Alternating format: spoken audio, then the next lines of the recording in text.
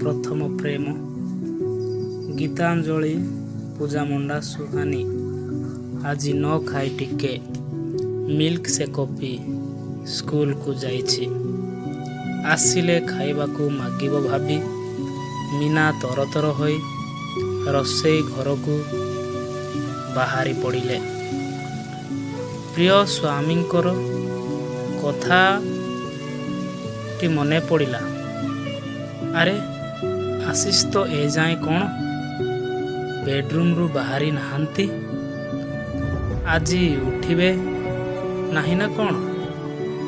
ଯାଏ ତାଙ୍କୁ ଉଠାଏ ଭାବି ପ୍ରିୟ ସ୍ୱାମୀଙ୍କୁ ଉଠାଇବାକୁ ଗଲା ବେଳକୁ ଆଶିଷ ତାଙ୍କୁ ପଛପଟୁ ଧରି ପକାଇଲା।